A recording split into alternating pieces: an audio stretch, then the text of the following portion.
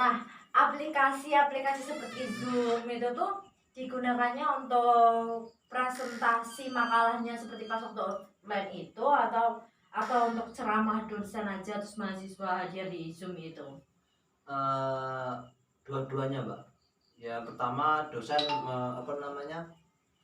menjelaskan materinya. Habis Iya. itu kalau sudah paham semuanya baru besoknya Iya. itu presentasi dibagi Oh, kelompok, habis itu presentasi ya kayak gitu, Mbak. via webinar itu ya. Ya via webinarnya.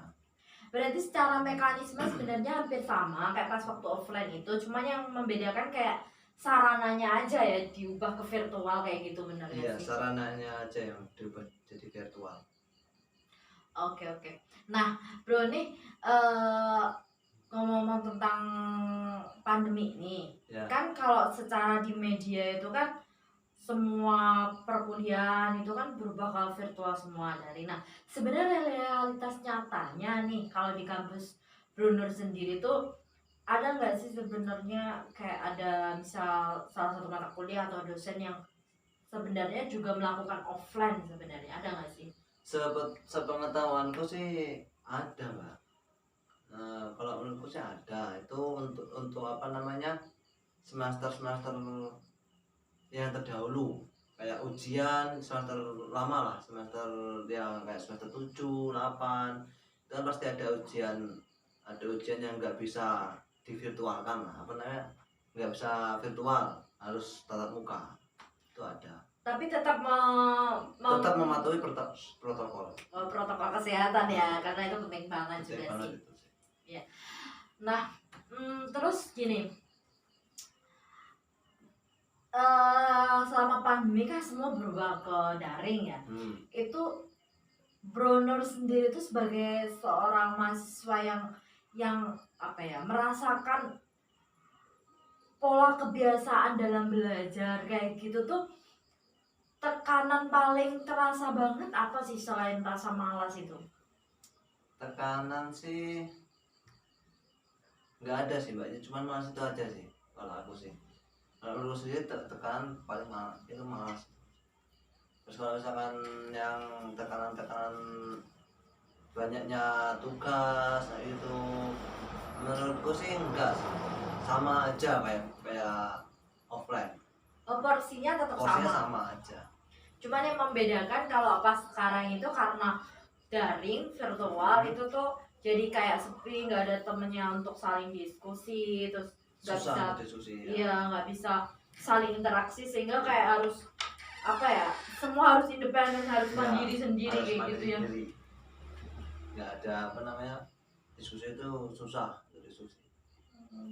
Terus kayak yang intensitas malesnya itu yang membedakan dengan pas masa sebelum pandemi apa, kan mahasiswa kan sebelum pandemi juga ada tuh yang kayak Ya. malas mau masuk kelas atau apa, itu yang bedakan apa? Yang membedakan tuh ya kan kalau offline itu, oh ya kita masih sadar, oh ini tanggunganku untuk masuk hari ini kan gitu, untuk absen hari ini kan nggak bisa dilakukan, harus masuk. Nah kalau misalkan online itu tinggal apa namanya, menyepelekan, tinggal absen habis itu udah tinggal tidur kan.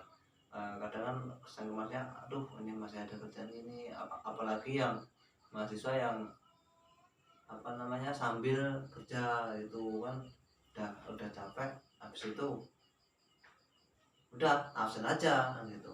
Oh, berarti efektivitas untuk menerima materinya itu ya, kayak misal contoh kayak gini, kalau pas waktu offline itu malas tapi karena kayak ada punishmentnya lah, rasa takut, Ya, rasa jadi takut. terpaksa harus datang. Ya. Sedangkan kalau pas di daring kayak seolah-olah kayak nggak terpantau sehingga kayak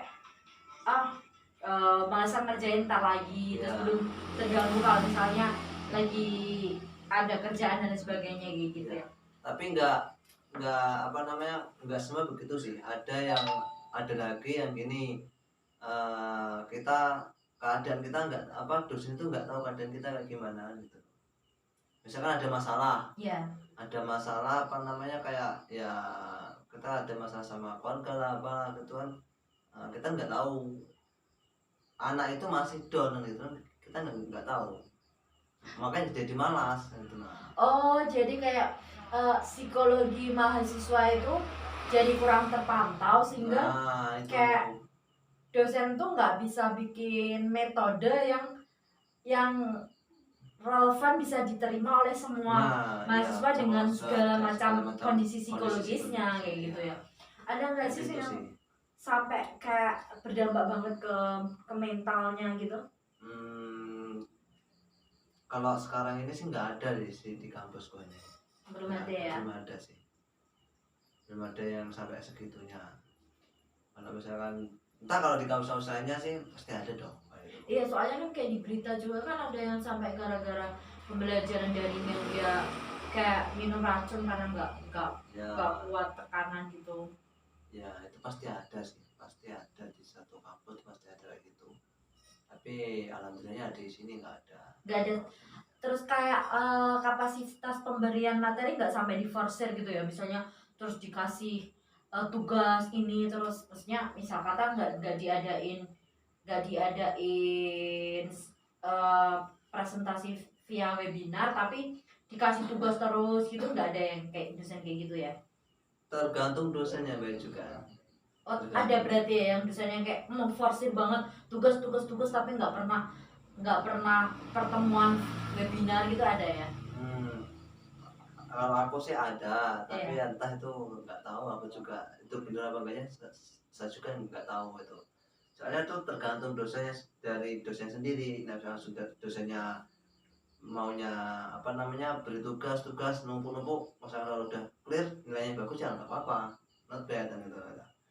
Kalau kamu sendiri, kalau misal kata ketemu dosen yang kayak gitu yang killer banget gitu, maksudnya kayak ngasih pertemuan Zoom nggak ada tapi tugas terus forsir gitu, maksudnya uh, kena mental nggak sih? Maksudnya tuh kayak aduh, bikin bikin jadi down, jadi kayak nih orang kayak robot banget sih, harus ngerjain terus enggak kayak ngerasa kayak gitu nggak kalau sih? aku segini aja, kita kan sebagai laki-laki juga, aku kan sebagai laki-laki sih ya santai aja lah. Kalau aku tuh ya biarlah tugas-tugas ketemu, yang penting kan kerja, habis itu tunggu itu aja, entah itu jadinya kapan, yang penting kan dikerjakan gitu aja. Oh, formalitas aja, yang penting kapan jadinya, yang penting ngirim nih gitu Iya, ya. yang penting gitu itu.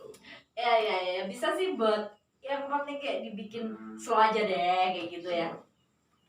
Oke, gini bro, terus kalau terkait perkuliahan nih, oh iya, ngomong-ngomong selain kegiatan kuliah kan Bro Nor ini kan banyak teman-temannya udah balik ke kotanya masing-masing lah. Masing-masing. Nah, itu kan hanya beberapa teman aja ya yang masih stay di kos, terus di secret kayak gitu. Terus gini, lalu untuk aktivitasnya selama di kos kayak gimana? Apa aja selain daring? Selain daring sih ya itu tadi sih, sambil kerja lah untuk mencari uang jajan sendiri lah. Ya kan orang tua kan, kita sebagai laki-laki sih ya, rata-rata ya sebelumnya saya juga dari luar kota. Iya. Saya Perantauan lah, perantauan ya. Anak perantauan sih identik dengan mencari uang jajan sendiri. Oh, dituntut untuk belajar Bukan mandiri. Bukan dituntut sih, kesadaran diri sendiri ya. Oh, kesadaran sendiri untuk belajar mandiri, belajar untuk etos kerja lah ya. Ya, yang penting kan tidak mengganggu kuliah, itu yang penting, jangan sampai mengganggu kuliah. Entah itu kerja malam, entah itu kerjanya habis kuliah kan. Yang penting halal juga dan enjoy. Yang penting kan nggak mengganggu kuliah, uang jajan pun terarti. Ya benar banget bro. Berarti selain mainan apa tadi, kelinci, kuliah dan juga kerja ya kan. Lain-lainnya itu sih. Kalau aku sendiri kayak gitu, kerja habis kerja ya kuliah lagi kan gitu, masuk kerja kuliah aja. Oke, sebelum kita bahas ke organisasi nih, ada nggak sih menurut kamu nih dalam perspektif kamu bro, tantangan mahasiswa ini secara umum ya, nggak hanya kamu sendiri, atau kamu ceritain juga nggak apa-apa, tantangan seorang mahasiswa belajar di tengah pandemi ini yang dituntut harus mengikuti industri 4.0, yaitu harus terpaksa go digital gitu. Maksudnya sebelumnya kan kayak kita dikasih shock terapi gitu. Sebelumnya kan mahasiswa kan belajarnya masih ya konvensional, ke kampus, presentasi, tugas dan sebagainya kayak gitulah. Terus tiba-tiba jebret pandemi, semua harus sendiri, terus teman-teman semua pada pulang, harus makan sendiri dan lain sebagainya. Terus yang sebelumnya belum pernah mengenal untuk belajar secara jauh dan lain sebagainya, tiba-tiba terpaksa untuk kayak gitu tuh, ada nggak sih tantangannya gitu menurutmu? Pertama langsung dapat ini apa namanya musibah pandemi ini, kaget, langsung Kaget ya? shock lah. Nggak tahu apa ya, belum tahu apa namanya, kita belum tahu belajar online, kita langsung shock, kita nggak tahu gimana ini. Tantangannya mesti ada sendiri. Apa kayak gimana tantangannya? Tantangannya sih ya, kalau aku sih susah diungkapin kalau aku sendiri sih ya. Tapi kalau pasti ada masing-masing orang, tantangannya masih pasti ada. Secara umum mahasiswa rata-rata apa tantangannya? Tadi berarti kan jadi malas, shock, terus Kalau aku sih, menurutku sih ya itu tadi sih, mengatur jam terbang harus tetap. mobilitasnya berarti. Mobilitasnya. Bukannya kalau di daring itu kan justru lebih fleksibel ya, dikumpulin jam berapa gitu, maksudnya nggak terpacu pada kan kalau offline kan misal katakan ada mata kuliah jam pertama, jam kedua gitu kan, kalau yang konvensional zaman dulu. Kalau Pak daring kan bukannya lebih fleksibel ya?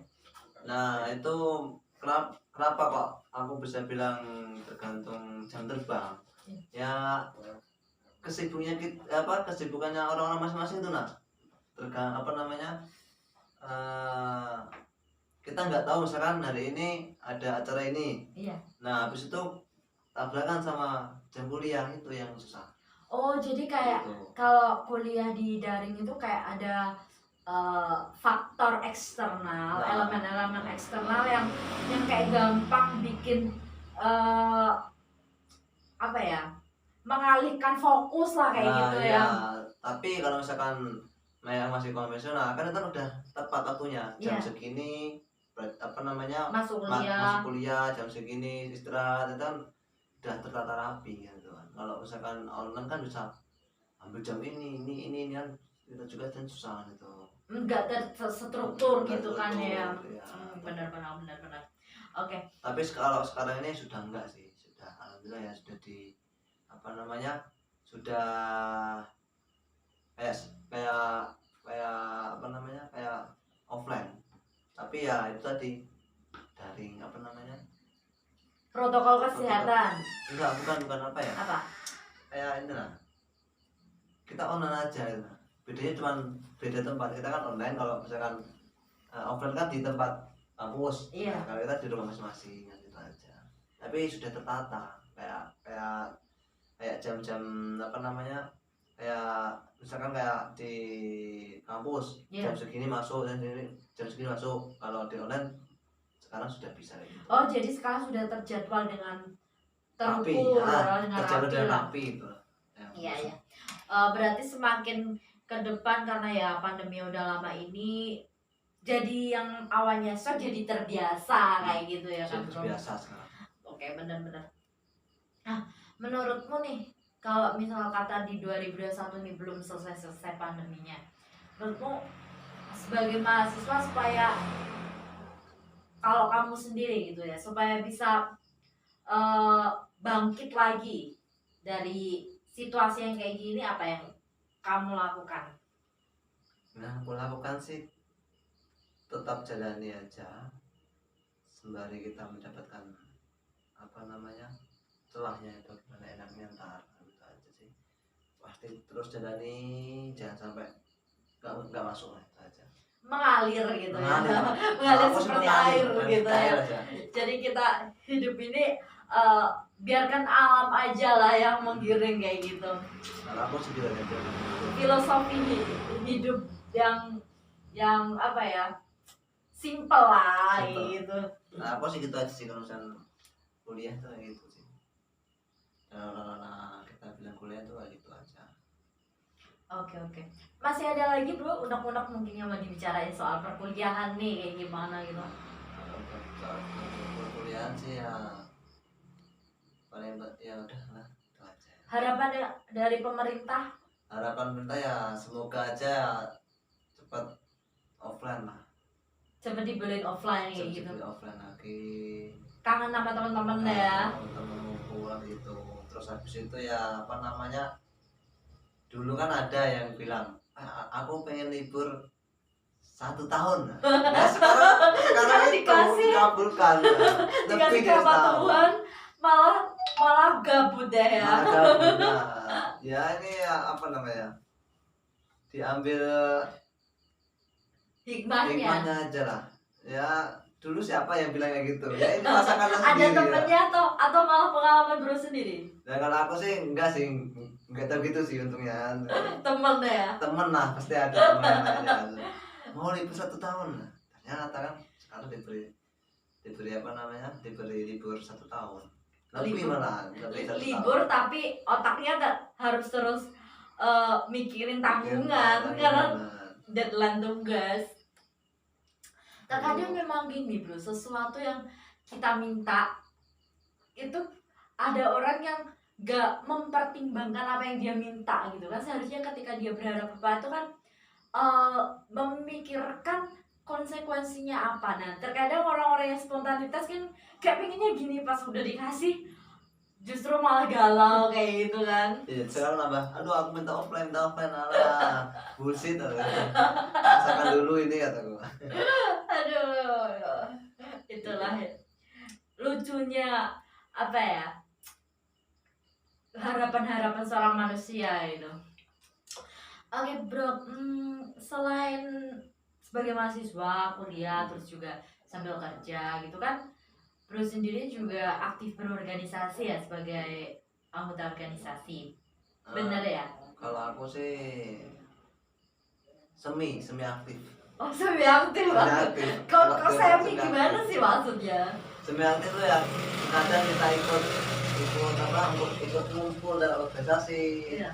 Dulu ya kalau masih offline tuh kita ada kumpul ikut organisasi, aku juga kadang ikut kumpul organisasi, kadang besoknya ada lagi kumpulan udah nggak ikut apa namanya ya, ngumpul apa namanya ditinggalin ngumpulnya itu ya untuk main game apa gimana gitu. Hobi nge-game nih. Kayak gamers sejati. Bukan gamer sejati lah ya, sebagai brand aja.